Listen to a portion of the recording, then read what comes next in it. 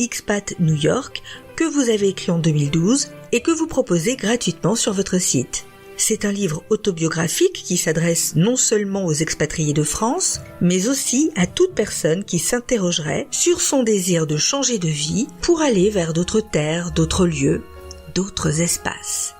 J'ai écrit un livre qui s'appelle Expat New York en français, que vous pouvez télécharger gratuitement sur Internet, et qui décrit mon parcours avec des photos. Il y a des dizaines de photos, etc.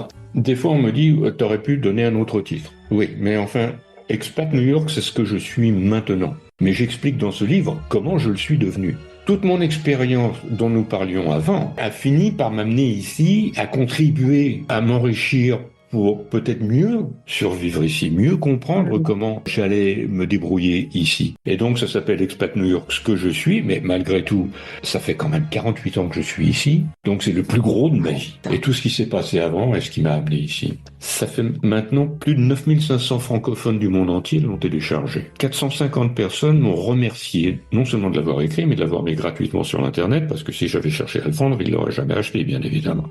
Mais il y en a 6 qui m'ont dit que ce livre les a aidés à changer leur vie, dont une dame qui est ici, qui est maintenant directrice d'un gros département des Nations Unies, et qui me l'a dit. Si j'avais pas lu votre livre, je n'aurais jamais trouvé le courage de le faire. Et elle voulait toujours venir à New York. Et c'est pas grâce à moi qu'elle est venue.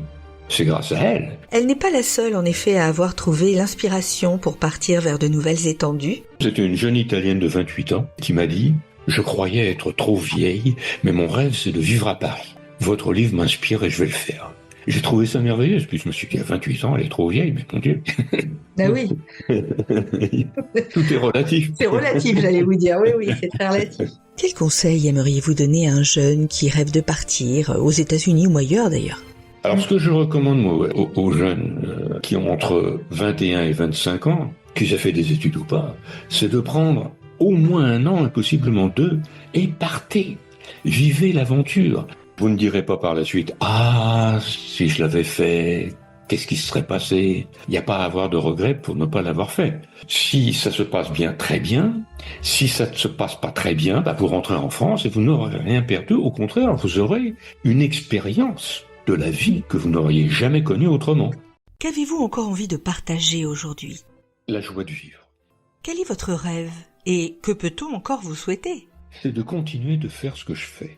Je suis content de faire ce que je fais. Alors moi, j'ai envie de vous laisser le mot de la fin. J'ai pas de mot de fin, parce que c'est pas fini, c'est en évolution. Content de vous parler, j'espère qu'on se reparlera, mais j'ai pas de mot de fin. Je veux pas penser à la fin de quoi que ce soit. Chaque seconde est un nouveau début.